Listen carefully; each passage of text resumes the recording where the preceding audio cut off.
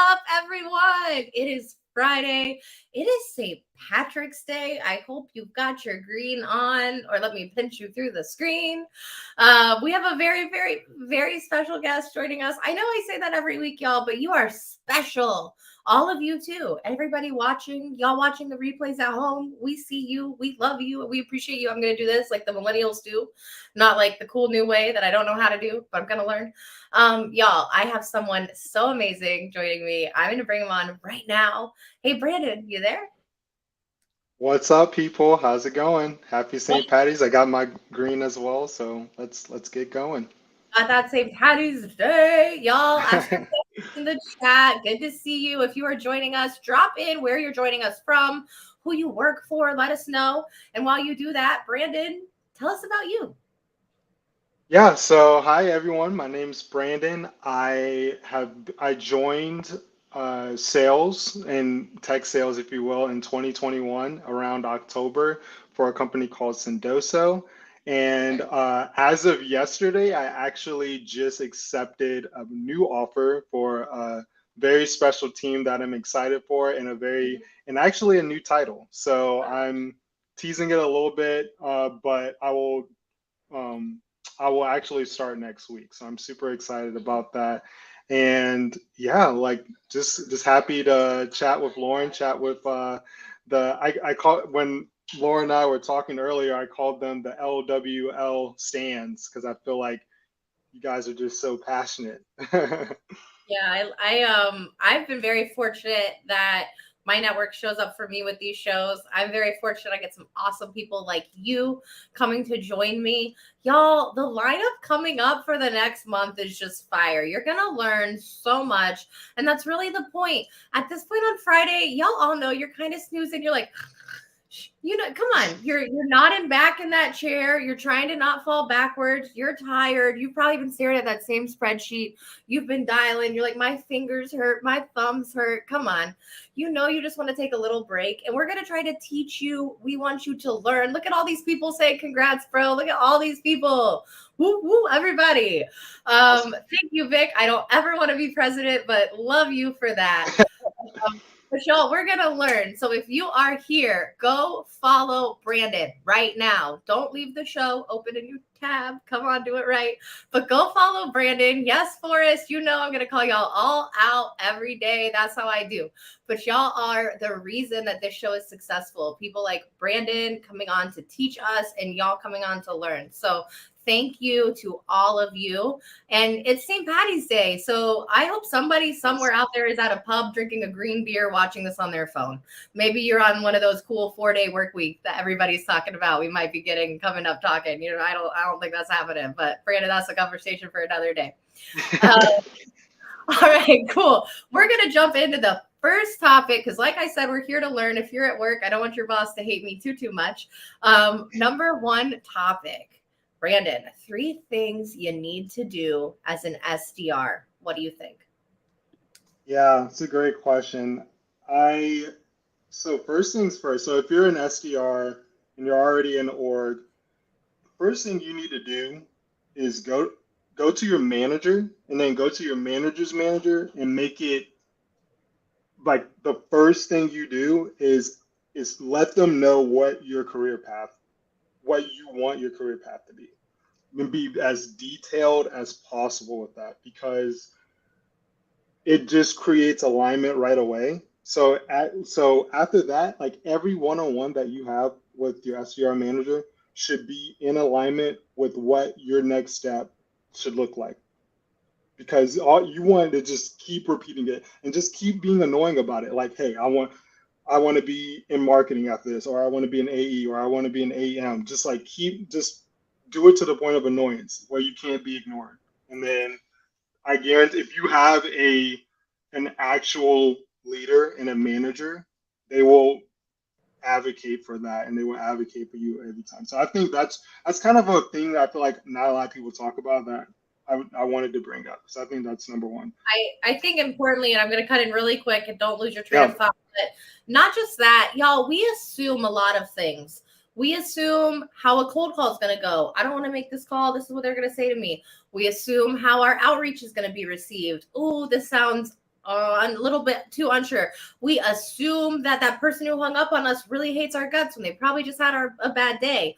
The one thing you cannot assume on in life is your career path. Okay.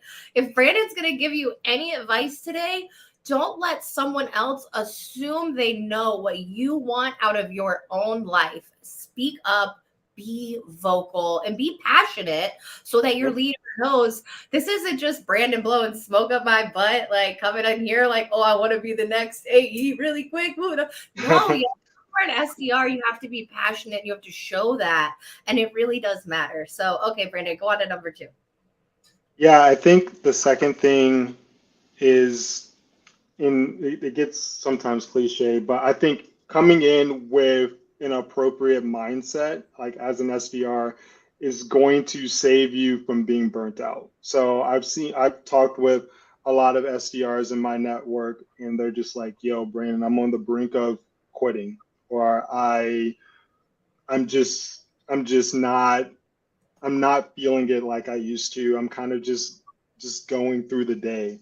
And I think having the right mindset, and then also having like an actual community, whether that's inside the org or outside the org, because like as we all know, being an SDR, especially if you're remote and you're not going in the office, like it can get very lonely very quick. It can get very, especially if you're not hearing replies, you're not getting the connects. It's a tough week. Like you can definitely go down a path that you don't necessarily want to go down. So I would just recommend I would recommend finding 2 people inside your org and then 2 people outside your org, because it kind of, because inside your org, obviously all you guys are going to have biases, but then outside your org you can talk to some folks just who don't have that, the, I guess, internal talk, if you will. So definitely find a community, and then I would say having the right mindset, and that kind of just comes with you being an SDR for a longer time, and that just comes with experience.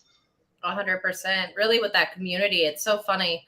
When I was first coming, I didn't look for a community. I looked for mentorship, right? But I found a mentor who invited me into a community that was a bunch of people who were so supportive and so helpful. Shout out Yacht Club, the ship. Y'all, I love you. Thank you.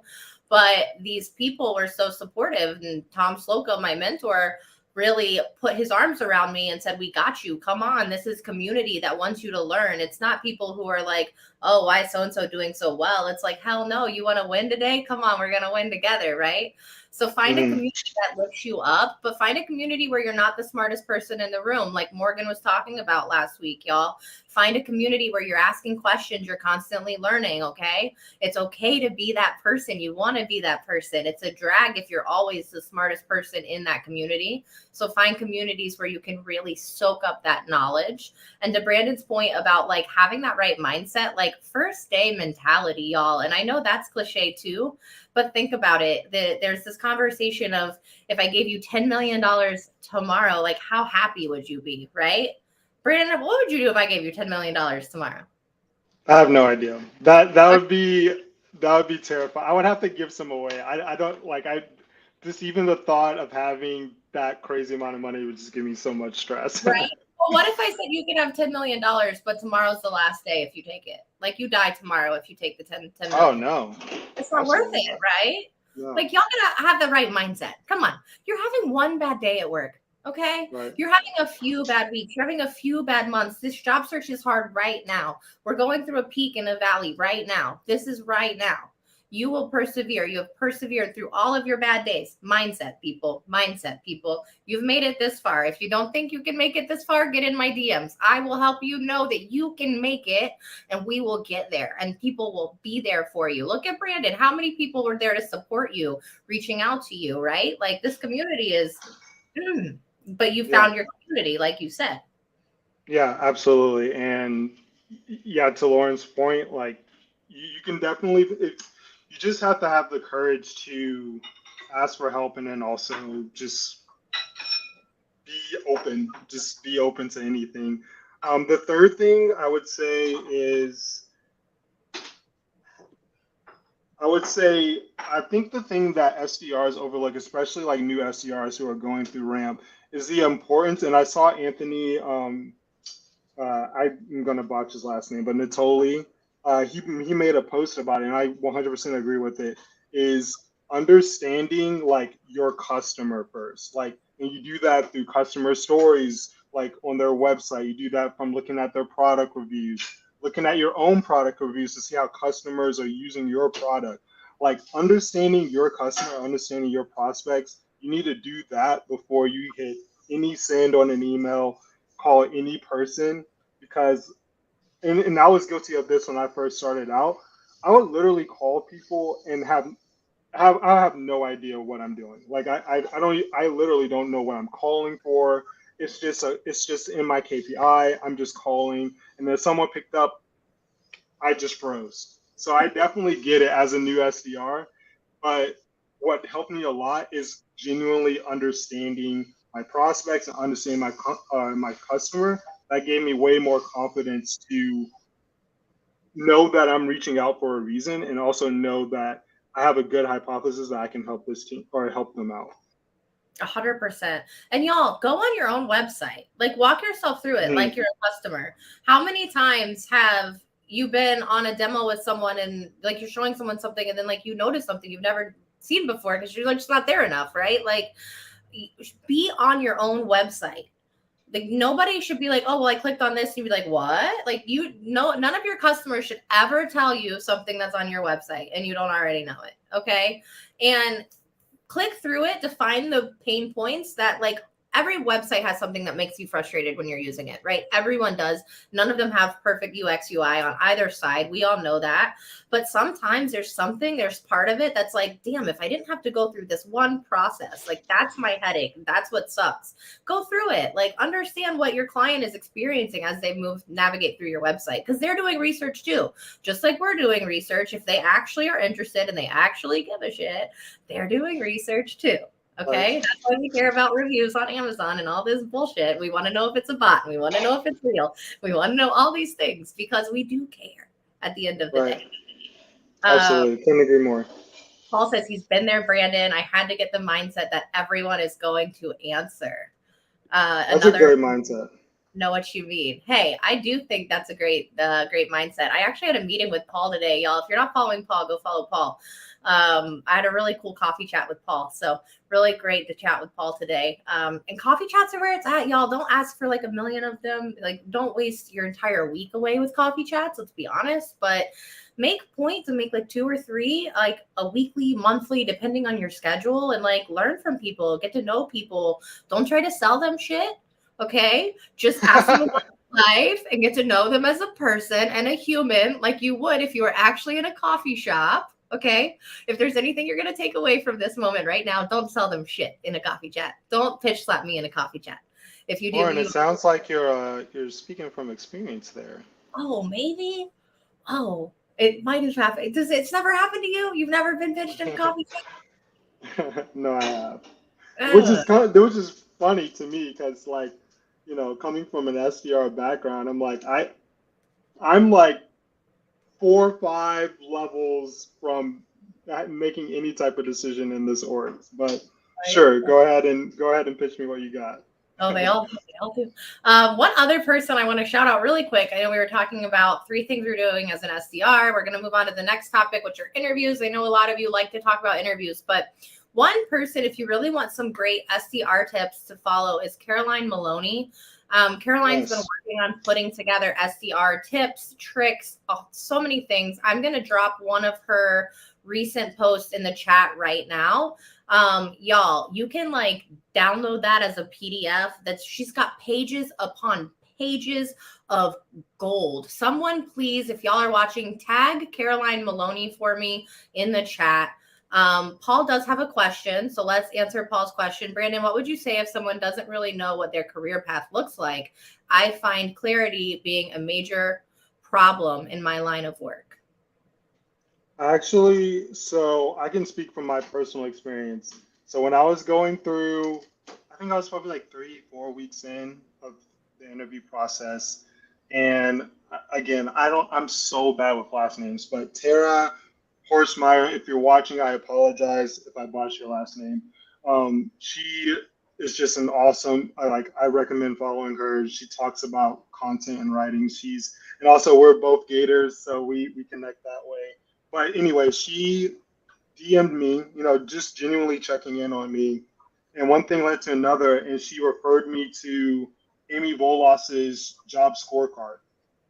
And in that, it was like 17, 18 different questions just on like when you wake up in the morning, like what do you want to do, or what makes you wake up in the morning, like career wise, and then what type of skills you have, what are your deal breakers. And it was just so detailed, and I learned so much about my own self and it provided me so much clarity in what I wanted in my next role. So if I find the link, I'll definitely send it to you. I could not recommend it more. Like just being able to journal, but have that prompt, because sometimes it's hard to just journal off the cuff and you're just writing. But having some prompted questions like that are career based, it helped me so much provide clarity for the next role I wanted, and I think it would help a lot of people. Um, yeah, have clarity on what they want for their next opportunity. It does look like Paul knows Tara, and Tara is awesome, y'all. Awesome. I'm just gonna tell all of you, follow everybody. If their name pops up here, if we're chatting about them, go follow these people. They've made an impact in our lives in some Yes. way, enough that we're speaking about them today. Jody says, don't come at the pitch slap, right? Like it's happened to all of us. Don't come out with it. We know what you meant, Jody. Paul says, happy to share and apply it. So awesome. Paul's going to take your advice. I love people who actually utilize the advice. I get a lot of people who get on chats with me, and then it's like, I'm like, can you go through my network and find someone? I'll intro you. Crickets. It's like, y'all, there's 25,000 people in my network. There's not one person you want to meet. There's not one person I could introduce you to. Not one. Not one. This last week, I actually had somebody get back to me with like a list of, okay, introduce it to me to this person, and I'm gonna get some more people. It was like, okay, here we go. Now we're making headway. So, moving on to our next topic, things that make you stand out in interviews. And y'all, if you remember from the top of the show, Brandon just accepted an offer, so he must have stood out in these interviews. I'm so excited to talk about this. All right, so Yeah. let's go. Let's dive in. You want to go first? Yeah, absolutely. Because, and I wish like the director of sales that hired me was on this, because he told me that there were candidates with more experience that I was up against. So I just wanted to preface that, like the things that I did, like I they were impressed by like kind of just my way of going about things in the interview process. One of the things I think that gets overlooked is like everyone has resumes, right? Everyone has, all right, this is what I did for this company, couple details, maybe a couple examples, and then you have just your general skills at the bottom, whatever. They receive that, right? So what's the point in regurgitating that during the interview? Nope. There's no point in doing that. They already know all that stuff from your resume. So now it's your job to everything that you've done on your resume, you now have to create stories, and like very specific stories of what you did before, middle, or beginning, middle, end, and then the result of that, and then the skills that you develop because of that. And if you have that type of framework, it's going to stick in their mind so much longer than if you're just like, oh, I'm enthusiastic, I'm hardworking, I didn't even talk about my accolades, because there's no point. It's on the resume, or they've seen whatever. Like I didn't want to do that. I just wanted to tell stories in legit stories of what I learned. So that was one thing. And then towards the end of it, because this is another thing people miss, it's like everything that you learn from the questions that you ask during the interview process, you need to start. So for example, in this where I ended up accepting the offer, I talked with the director of sales, and then all the information that I got from him, I talked with the VP of revenue next. And after all the information I got from director of sales, I would prime my questions with things that I heard or learned from the director of sales, and then ask a question to the VP of revenue. And I did that because now the VP of revenue knows, like, oh, this guy is like he's actually listening to us. He values what the director of sales said, and he's asking thought-provoking questions. So, and then after that, what I did was I did basically a couple Google Docs of how I can add value to their team right now, just with cadences, cold call scripts, disco call frameworks, all the whole yards. Like I did it all. It took a while, but I did everything that I wanted to be under my control of what I could do, I wanted to do. And I know that really resonated with them too, because the director of sales actually commented on some of the things I created, and he added some tips. He added like feedback for me. So he was invested in, he was already coaching me before I even got the job, Right, or before I right. even accepted it. So you really have to, like, you almost have to envision that you already have the job and what you're going to do to really help this team out. So I think those are just some examples of, because I know everyone, the whole name of the game now, and I did all that stuff too. Like I did a cold call, I left voicemails, I did the vid yards, all that stuff. But that's kind of standard practice now. I think some of the things I listed before aren't as standard, and I think that's truly how you can beat out other candidates that have more experience with you. That yeah, I mean, there's just no, you just gotta really believe in yourself, and just show, not tell. Just show as much value as you can. 100%. Okay, we're gonna break it down super stupid simple, right? Like I always Yeah, say, I keep rambled a lot. it.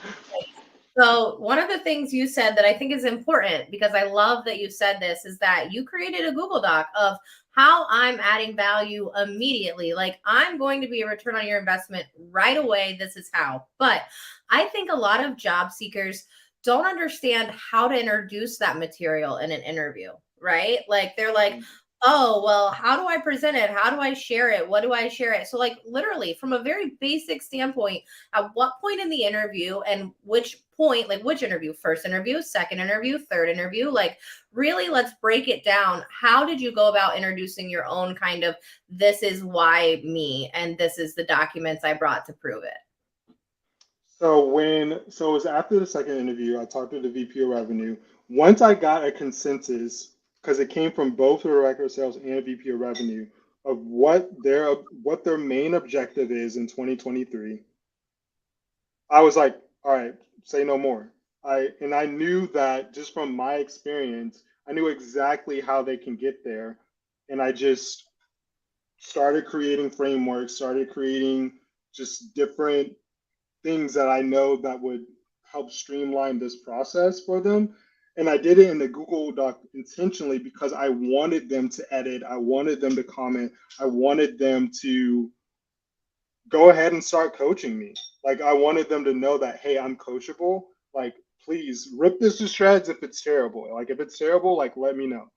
And so it was after the second interview, because obviously it takes time, right? Like, doing that kind of work is going to take a lot of time. So I didn't want to do it in the first interview without knowing kind of like what the vibe was, with basically the upward chain of their leadership. So I did it after the second interview just to make sure, like, okay, like they're really considering me. And then after that, um, the feedback that I got for the comments and things like that, I just knew that, okay, they're invested in, they're putting their money where their mouth is. They really do want to coach. They really do want to get this thing going.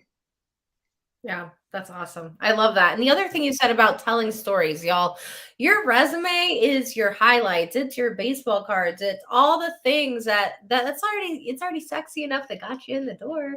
Like, let's be realistic. If your resume got you in the door, they were impressed enough to say you're worth my time. Think about how much these people get paid hourly that you're interviewing with, and how much their 30 minutes is actually worth. Like, they're actually investing in you just for the interview. Okay. So realize that, one, you got the interview, you're enough. Now you just actually have to be able to Like, say the things out loud, which some of us aren't great in interviews. And I saw a post today that I think is really true. Just how well you interview doesn't necessarily mean like that's the type of employee you're going to be. Some of us, Sure. I can knock any interview out of the park. I could go interview probably for any job tomorrow and just put on some BS and knock your socks off and just smile and like literally like I feel like I could get almost anything. But then half of those jobs, I'd be the worst employee ever because I wouldn't really know how to do it and I wouldn't really be passionate about it. But sometimes you have somebody who can kind of stumble through the interview a little bit, right? But they're actually great employees. So the point is not that it's just the best interview ever, but it's also that you come prepared, okay? And that you understand what they're looking for. Like Brandon said, you're investing, you're taking knowledge from what you're learning from them, right? You're actually listening and saying, oh, I can solve that. Oh, I do understand that. Or if you don't understand that, you're doing research in between and you're figuring it out, right? So take that knowledge, use that knowledge, and you don't have to be the best perfect interviewer. Like, y'all, I've given advice to people. They came to me, they're like, Lauren, I like it's the end of the interview. I don't feel like it was phenomenal. I'm like, okay, so why don't you just send a video and say that? And they're like, what do you mean? I'm like, well, we're all human, right? Like, film a video. I would email Brandon. I'd be like, yo, Brandon, I just had a really great time talking to you. I know it had some maybe like awkward moments. It's an interview. It's virtual. You know. Like, I would literally joke human, but I would follow up and say, I just want you to know, I hope that doesn't affect like how much I know I could do this role. Like, y'all, we all have our moments. It's okay. It's okay. Just be human and be real. Okay. I think Leslie said that to me the other day. She was like, Lauren, she's like, people are human. People are human. That C-suite executive you're calling on the phone, that VP of sales you're calling, they're human. They shop at Walmart just like you. They buy toilet paper just like you. I think I say that every show, but I really want people to understand that like these are people you're talking to. Okay. People you're talking to. Look at who shows up and look at who loves the interviews. Morgan. Low-key love the interviews. What's up, Morgan? Morgan told me he was going live during my show today, and I was like, but that means I can't watch your show. And I was really like, no, but I'm so happy that you showed up. Thank you. Well, Morgan was on last week. Check the replay on YouTube. There are some really funny moments, and if you watch it all the way to the end, there's a this or that where you will hear some actual like stuff about Morgan. You probably won't find out. It was hilarious. Anybody's trying to DM Morgan with some personalized outreach, go watch that episode. Oh man. Okay, let's also talk about navigating multiple interviews because I'm sure this is something that you went through, Brandon, when you were going through all of your interviews. I'm sure it wasn't just one and done, right?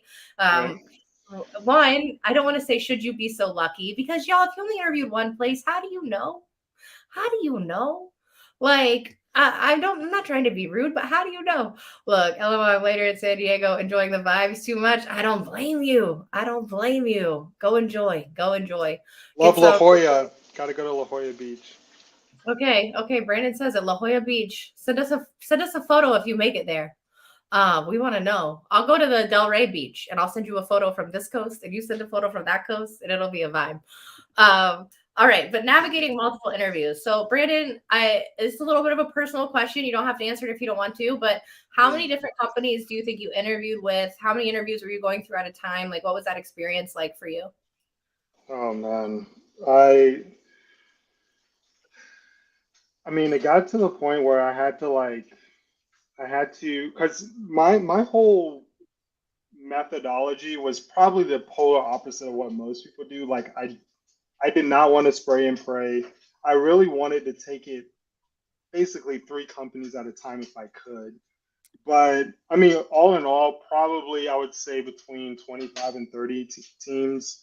And then out of that, at a time, probably like no more than 5. Because that's what I could handle in my capacity. Because it's also like, it's not fair to me and it's not fair to like the people I'm interviewing with.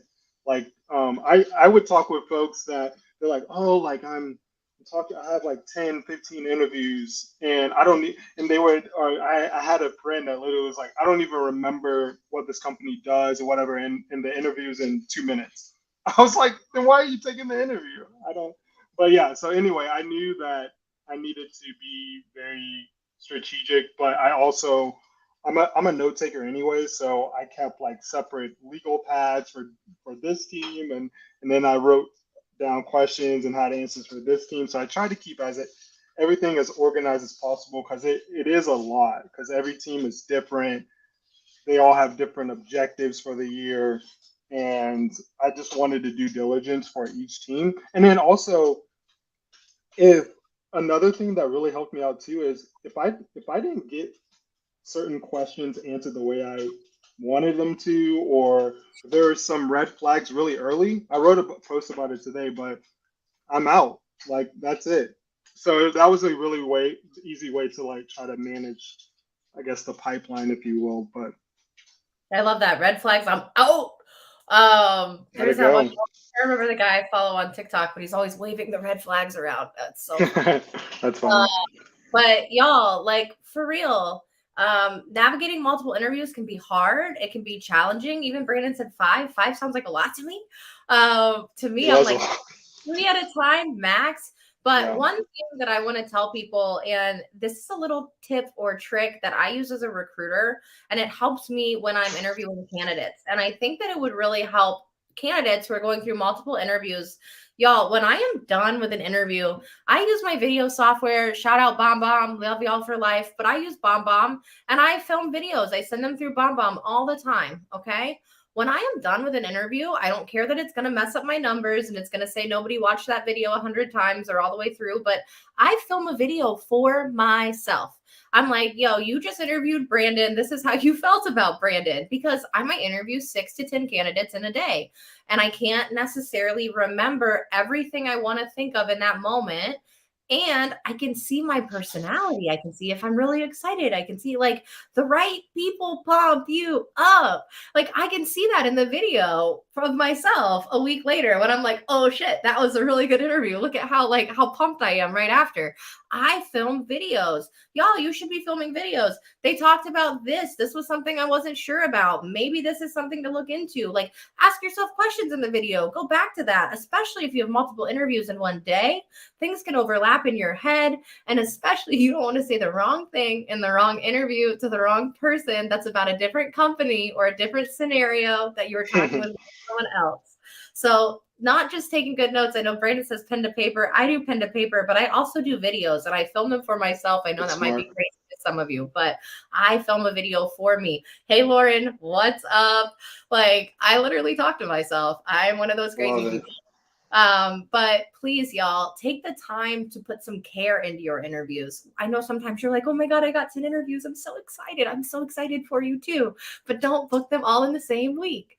Don't book them all in the same Yeah. week. Don't Don't do it's it. some of them into next week. I promise it's okay. Okay. I promise it's okay. So Yeah. we'll move on from interviews, unless Brandon has anything. You have anything else about interviews? No, I mean, I learned something today. I think I might try to incorporate that. I love that video to yourself idea. I honestly wish I would have did that because I would have probably put things more organized in my head. And like you said, it's just an easy way of knowing how excited or enthused you're about certain companies. 100%. And you know how you are, right? Like we know our own personality. I know when I talk to a candidate and I film a video and I'm just like, yeah, that interview was okay. Like so and so. Like the same as when I'm like, okay, so you just talked. Like I could literally see it in how I address the camera and my own body language. And I'm like, okay, damn, that must have been a really good interview. Like, and I'm sorry, y'all. I interview sometimes like 100 candidates a week, and yes, I film videos about you so I can remember. I apologize. They delete themselves after so many days. Don't worry. But navigating multiple interviews, we covered it. If you're watching the replay later, I hope that you're getting some value out of this. Let us know if you're going to start using videos and film those. And Melissa, she says she loves that. So Melissa, are you going to start filming videos? What would you film videos for? And I don't know if you noticed, Brandon, but Brandy agrees with you. Let's go, Brandy. Brandy is. They have the seals too. I wonder. I forget what time of the year they migrate, but yeah, they have like the cutest seals that usually just sit on the cliffs, and they're all just huddled together. It's such a cool thing. Yeah, we don't have seals in Florida, but you know No. that. Yeah, no. We have manatees, not enough. Manatees. Yeah, manatees. Brandy makes her own like granola and Oh, marshmallows and all this amazing stuff. And she's not selling it yet, but y'all stay tuned. Go follow Brandy. She sent me a yeah, bag say of less. granola. I eat granola in my yogurt, right? I eat a little like handful of it in my yogurt in the morning. I ate the entire bag she sent me in a day. The entire bag. I was like, I could not get enough, Brandy, of your freaking granola. So y'all go follow Brandy because I think she's gonna call it the bomb. It is the bomb. When it comes out, it's so good. But yeah, look, Jody's like you, pen to paper. A lot of y'all are old school, pen to paper with the notebooks. The notebooks, my little Soils Gravy notebook. Shout out Jeff It Moore. ain't broke, don't fix it, man. In the All paper. right. Our next topic, we're into our last topic today, y'all. It is Friday. I'm going to let y'all go drink some more green beer if that's your thing. Creating content that converts. Brandon creates content. You talked about what you posted today.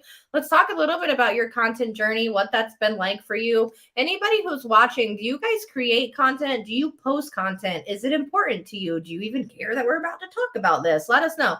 Um, Literally, I don't want to talk about things people don't care about. So if y'all don't care about content, we won't talk about it. But I want to talk about it a little bit more, especially because I feel like Brandon and I have that in common a little bit. So, Brandon, how long have you been creating content? What's it do for you? Well, ironically enough, well, yeah, let me answer that question first. So I've been creating, so I really started, I would say last August. Yeah, I would say probably last August, last July. So it's been, I don't know how many months that is, 8 months. So, but like you said, when I first started, I didn't realize that just because I wrote stuff doesn't mean like people gave a crap about it. So like when you talked about, oh, I don't know if people care about this subject at all. So I had to start learning, okay, I had to be like very observant just on like what people were engaging with, who they were engaging with. And once I started learning that, I was like, okay, so these are the topics people like to talk about. But then the other thing I had to put to it is like, okay, what can I add that's meaningfully different? Because I feel like that's a big piece that I think a lot of people miss. And then it kind of becomes like echo chambers. So everyone's talking about the same stuff, the same type of tone, the same style, whatever. So, and then, those people are like, I'm not getting engagement. It's the algorithm. And it's like, maybe, but maybe not. Well, So, probably not. Probably not. probably not. So it's like, so after kind of figuring things out for like the first month or two, I knew that I wanted my niche, and I know there's a debate on whether to have a niche or not niche. I have a niche still to this point. So my niche is SDRs because I am an SDR and I can speak from an SDR's perspective. So, and I always think, okay, because when I started creating content, it was like probably already almost a year of me being an SDR. So I basically asked myself, like, what would I have wished I would have known, like during Ramped? Or what would I have wished I would have known about this topic or this situation? And then I just start talking, or I just start remembering like certain situations and experiences. And then you just start writing for someone who's only like one or two steps behind you. And that will create already just so much engagement because especially with SDRs, there's thousands of SDRs like in America. So you already have like a group of people that are going to resonate with your content. And also just like genuinely being interested in other people's content, not just to like cool post, man, and all that, like actually trying to like I always make it a point of emphasis to like try to add something to someone's post that resonated with me and try to actually show that I like read the post, like kind of touch something like in the body of the post or something like that, like, hey, I really liked when you said this, or reminded me of this, or added to something like that, because people are watching, like they may not like let you know right away, but people are watching like how you comment on other people's stuff, how you're engaging, if you're just posting and ghosting, or if you're just posting but not really engaged with anyone else stuff. Like they're not going to say it to your face, but people talk. So I think it's just being respectful, having integrity. It's going to come with experience. Like I wouldn't say if you're interested in creating content, like don't expect results right away. Like I mean, I had humble beginnings of like I don't even know, probably only a couple hundred views on a post. So it's gonna happen. But once people, the quickest way, honestly, is to start engaging with other people's stuff because I don't know if you noticed this, Lauren, but if someone's engaged with your post and you comment back or something like that, and you refresh your feed, that person's post is gonna pop up on your feed. So that's Yep. just an easy way to start getting people to notice your stuff. It's just literally adding value to other people's posts that you admire. And if you are, like Brandon said, adding something of value, right? Like you're actually contributing, showing you read the post. There's been a lot of times where I've created my own content from my comments. And I think a lot of people don't take advantage of that enough. Your comment, if it's really valuable and it created a new idea, that can be a whole new piece of content. I mean, you can link that Absolutely. post in the comments, right? Like, but comments are content too. And if content feels scary, maybe start in the comments and try to figure out how that converts as well. I also run an accountability group where I'll teach you to post. If you want to come learn, go check out my website, lessonswithlauren.co. Jody does have a question though. She wants to know, has any of your content resulted in building to your pipeline? Absolutely. And I feel like I started, so it's hard to get it right. It's definitely hard to get it right because I've had a lot of people like ask me this question. You, so when I was with Sendoso, and also just, I also want to preface with they're a very specific like product and platform that's like very tangible and it's very easy to kind of like promote it via LinkedIn if that makes sense. So I wanted to preface with that. Maybe your product is not like that, but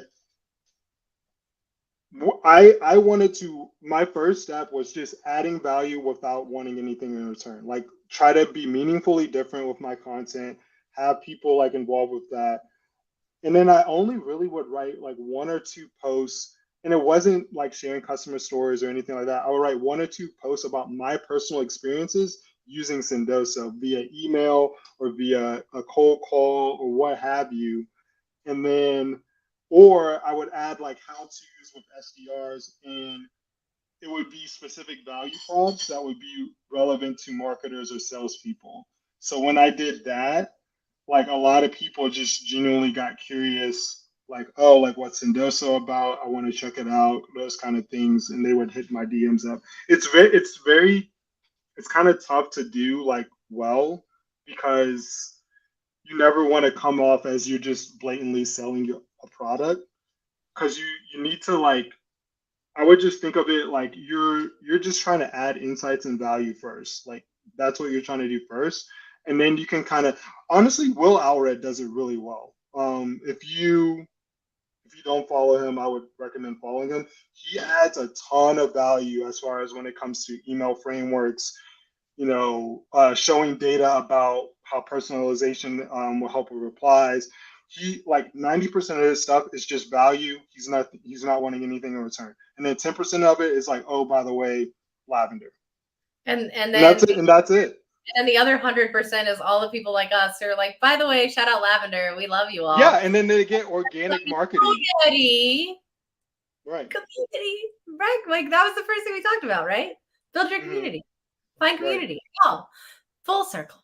Full circle. Yes. Okay. We have a few more. Someone, I'm sorry, I don't know who you are.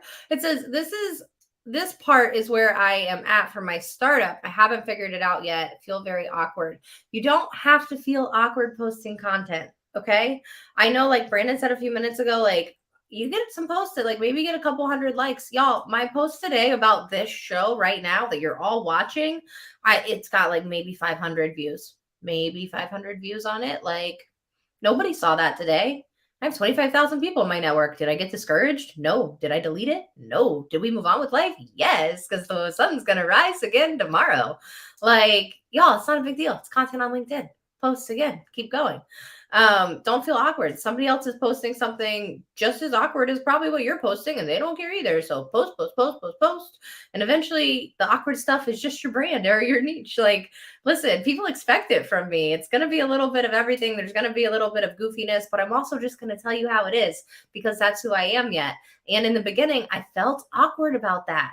But I also realized at some point I have privilege a lot of people will never have, and I will speak about the things that a lot of people never will because of that. So I don't have to feel awkward anymore. I moved past feeling awkward about all the things I want to say that in the beginning made me feel that way, right? Like one is going to be more important than the other. And more important than you feeling awkward is you growing your startup. So where do you want to be in 6 months? Feeling awkward at home or growing your startup feeling like, hell yeah, look at the damn thing. Look at how far we came in 6 months. Whoever you are, DM me. I'd love to help you out. Sorry, I can't see who you are, LinkedIn user. Yes, Paul, comments are content. I love feedback. Yeah, we all love feedback on our content. That's the other thing. Somebody said, oh, well, do you think I'm being pushy, commenting and like liking on all of their posts? It's just like, not no, if you genuinely like it. if you actually like it and like you're really commenting to like add, like that's why people put that's why we create content so that people comment on it. Have you ever posted something and been like, oh, I hope nobody likes or comments on that? Like, I'm sorry, what? Come on, y'all. Doesn't resonate with anyone. Okay, Samantha wants to know, I was on Sam's show. Hey, Sam, thanks for joining. What are your thoughts on personal stories versus educational content? So you're pretty niche down. What do you feel about sharing a lot of personal stories? Yeah, I probably not as of late, but I share a lot of my personal experiences as it pertains to being Black in tech because I feel like that's something that's not, at least not in my network, it's not talked about a lot. So, and then just talking about just personal experiences in general, it's a great way to like we talked about, like you talked about with your conversation with Leslie. Like people are human, so people want to hear about people's personal stories. They want to hear about their kids and what they did, with them on the weekend. And the last personal thing I probably posted was how I went to Maui in January, and that really resonated with people because I talked about it. I talked about it in the light of how I didn't take much PTO last year, and like I only took like 4 days of PTO the whole year last year, and then this trip to Hawaii, I'm at the same amount of PTO I took from last year. So I just talked about how much I've grown and understand like rest and recovery, all that kind of stuff is important. And I think it just resonated with a lot of people because I think a lot of people, have a hard time taking time off. So I totally recommend mixing in personal stories with educational stories. I know there's some people who are just like, I'm gonna be a thought leader. I'm gonna leave the personal stuff like out of LinkedIn, and that's totally fine too. It's just whatever you're comfortable with.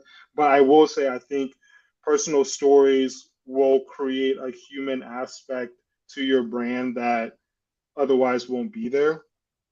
Like people will feel like they know you more. And I think I feel like I'm getting everyone's shout outs here, but I feel like someone who does that really well is Zoe Hartsfield. I feel like she adds a lot of very educational points to marketing, to sales, to all that stuff. But she also sprinkles in a lot of personal stories during kind of like her career and her personal life. So. And she does it very well. It's like her content isn't, it's just not super heavy personal. It's very educational as well. Right. But it's enough that like I feel like I want to know her more every time I read about her. And that's what your content should do for people, y'all. It should make them feel emotion. They should want to feel more connected to you. They should want to keep engaging with you. It should make somebody feel something. Sometimes I post stuff and I want y'all to feel mad. Like I want you to feel something with me, right? Like the emotion matters. So I think it's a good mix of both. I think that you can't just post personal stories, right? Like go to Facebook if all you want to talk about is personal. Shout out all my people watching on Facebook. I'm not hating y'all. I'm just saying, if you want more educational, like I don't go to Facebook and post all my educational stuff. Nobody there cares about my interview tips I'm sharing. Nobody there cares about how to update their resume. They didn't go to Facebook to learn that.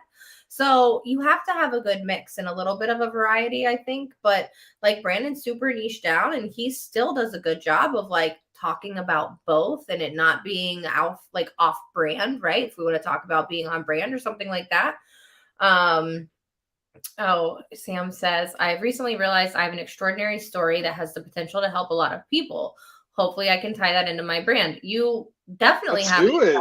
story, and I'm sure you can tie it into your brand. I saw your little I'm a Phoenix thing today, Sam. Yes, you are a Phoenix.